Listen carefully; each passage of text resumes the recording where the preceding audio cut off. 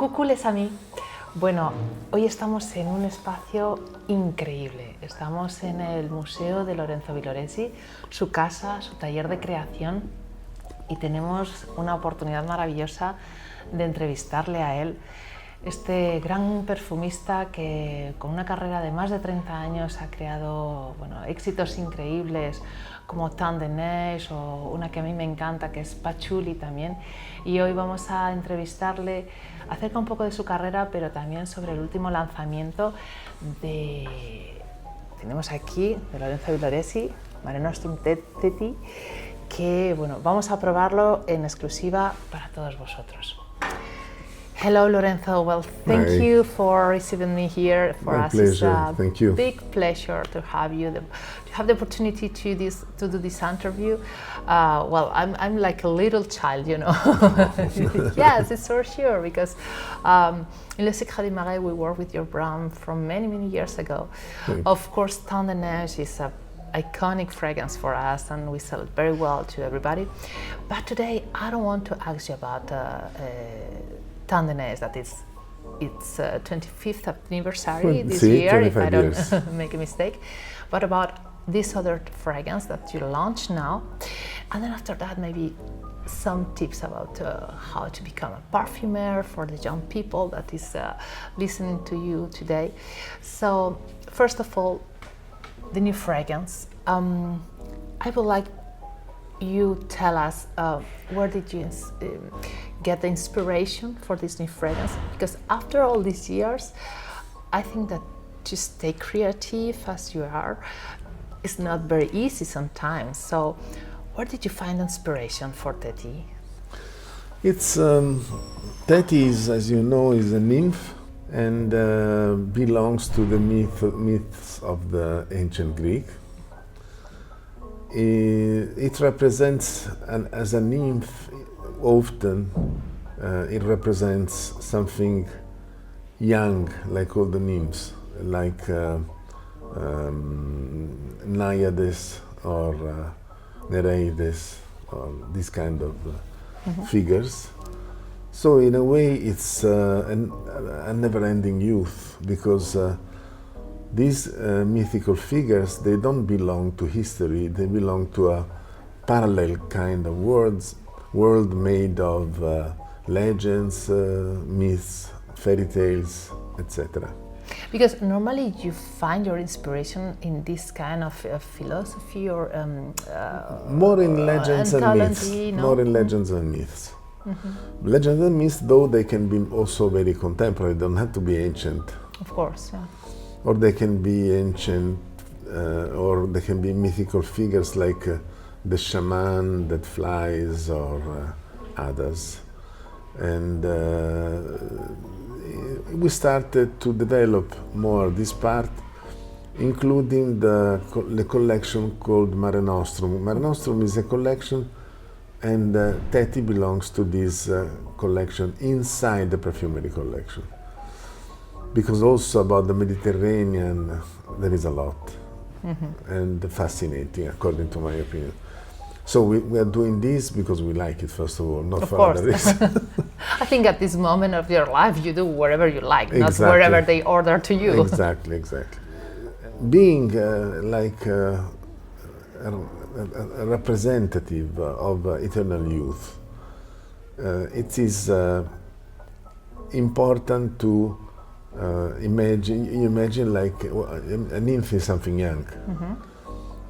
Also a goddess, but the nymph even more. So the color and the kind of fragrance are fresh, fizzy, sparkling. It's quite brilliant, because I smell it and it's quite brilliant. It's, no? Yes, it was not easy to obtain that effect. How did you get it?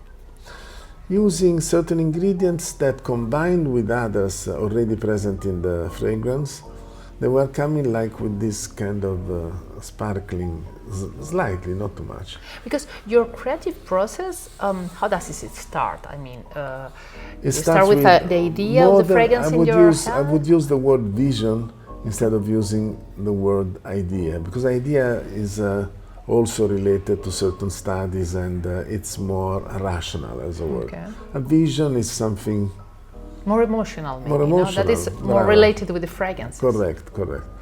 And so also the color is not a traditional color. No.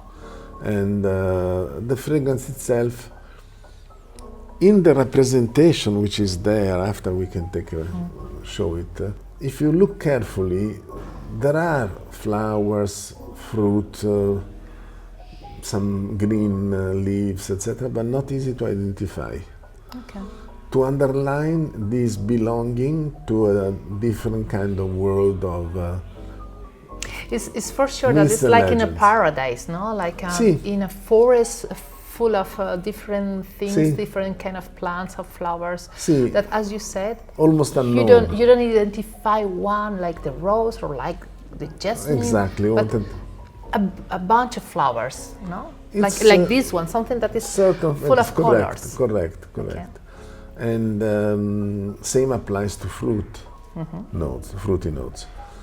To obtain these, the perfumer, to obtain these effects is another story. No, of course. And it was long to try, and it's like a little bit when you touch a crystal, at a certain point it sounds. Before or after doesn't sound. And so we are satisfied of this. We painted these glasses also in pink also, and we are satisfied. A couple of years with COVID and other that we didn't think was a good moment to launch a fragrance. Yes, it's a long time that you didn't launch a fragrance. Yeah, so we waited, and it depends. Also, in other times we launched 3 fragrances, and when we launched Tandeneige, there were other 2. There was also Dilmuna and Yerba Mate. So it depends. It's not correct. It should be correct. We do one and then another one. Yes, but sometimes if your creative process is very, I don't know, maybe active, maybe you have a lot of visions and you have to work in different pieces. No, finally you are an artist. So when you have to create something, I imagine that these visions comes to you in a special way, and sometimes it's just once per year. Sometimes it's maybe 3 times per year. They come more than one normally. The process of developing the fragrance is better when it is cautious, because they are volatile. And when do you decide ingredients. That a fragrance is already finished? Or in this case, in a certain way, is like the example of the crystal that I told you before. Like when it sounds like a crystal. When you have the impression that with a certain percentage less or with a certain percentage more, it doesn't work. So with that percentage in the middle, should be fine. And then it sounds well for you, and then you decide that it's finished. We try also compare it with confront it with other people, with friends that are professionals. We don't do it like this. Also, we have to check a lot along this process. We have to check the ingredients, because today, as you probably heard, there are always problems with the IFRA. With the IFRA, and also not only with IFRA. A lot of productions as well, synthetics. And so we have to check that carefully, every aspect, because in a couple of occasions we lost months for this. Because they come out suddenly with a new fragrance that maybe not immediately, but in 2 years or 3, it's going to be forbidden. So what do? You use it, you keep using it? No, you have to redone the formula? Redone the formula. So this happened too. Yes, you have to be a little visionary as well, no? Because of these kind of things. And talking about your career, that is, of course, incredible career. At the beginning, I think you were inspired by your trips around the world, looking for different cultures. But what was the exactly moment that you have decided to become a perfumer?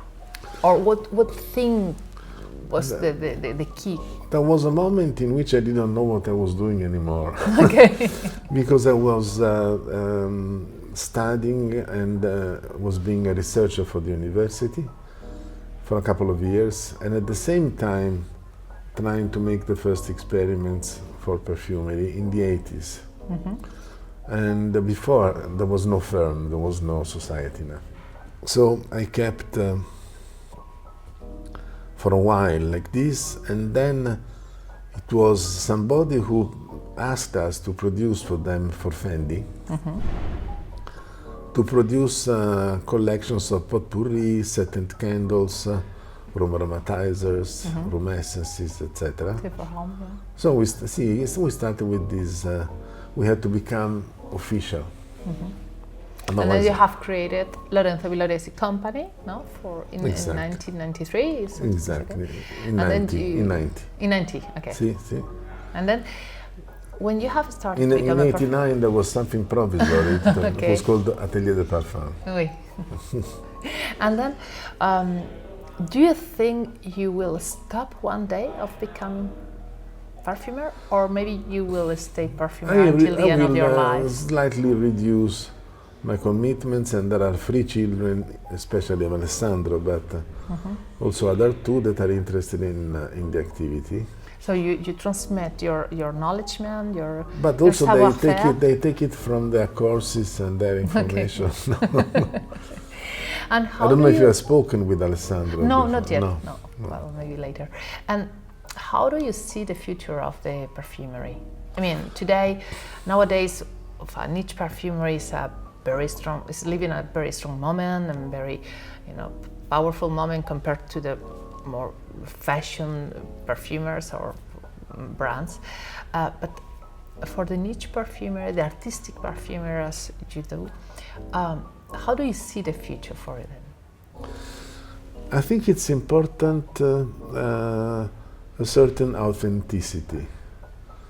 If there are perfumers that try the makeup a little maison, they try something, do something, doesn't come perfect initially maybe, but it comes nice, and then they start again and go on. This is interesting because it's an artistic approach. Also with painting is similar. It's similar, yes, like an artist. Yeah. If it is to make money, which is too often, unfortunately, only for making money, yeah. It's less interesting. It's less interesting. Yeah, even with nowadays, with all this artificial intelligence, now the AI, maybe you can even create fragrance just asking ChatGPT Basic for simple it. ones probably will be possible. But I think that it could be a useful tool for helping you sometimes, but the creative processes must be in you, in your person, no? Related with your own experiences, with your olfactive memories.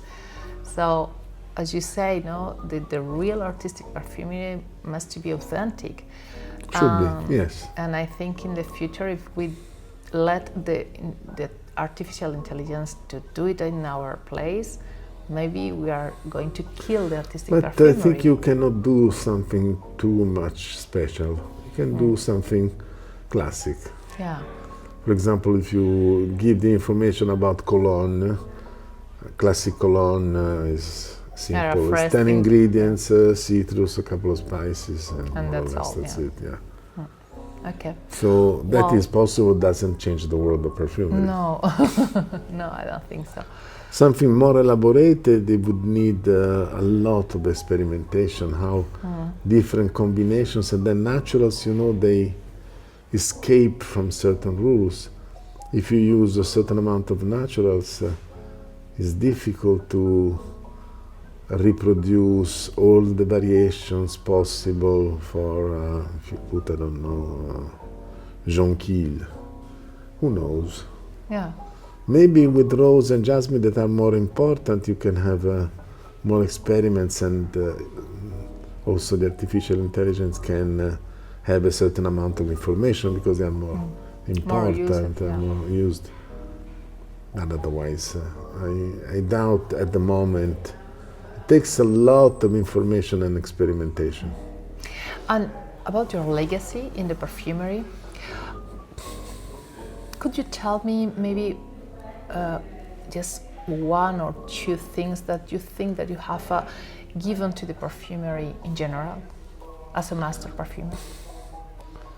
Well, I think that I've given the example that it is possible to be independent and to make something nice. Okay, it's a very nice answer. Thank you. Thank you. Because we have seen our fragrances in the shelves of dozens of countries, more than 70 countries, together with the famous brands. So without any promotional strength, without publicity, etc. Yeah. So it's possible. Just with a good work and good stuff, I think. It's impossible. Of course, also it's important to pay attention, to deposit the trademarks, to control. And if you should give a recommendation to a young perfumer that is starting, what would this recommendation? Never forget poetry, never forget free creativity. Certain ideas certain ideas that are apparently not rational, not in the right moment. If you look at the history, there are many things that were done not in the right moment that had great success. That's for sure. In perfumery, for example, if I may make an example, the green tea of Bulgari was done against all the rules. Exactly. A big bottle, etc., with not a personal distribution in the States, for example. Bulgari had to ask the help, I don't remember to whom, but so it was a fantastic success. There's sometimes even mistakes or things that they are yes, not ordinary, no? It depends. So never have the rush to judge. Okay. Well, thank you very much, Lorenzo. It was a big pleasure again to have your time for us, because I know that you are a very busy man, and to talk about the new fragrance Teti for our customers and our followers, and continue to do this job, because for us is something very special. So, thank you. Espero que os haya gustado y bueno, hasta pronto con otros nuevos perfumistas que tendremos en el canal. ¿A viento?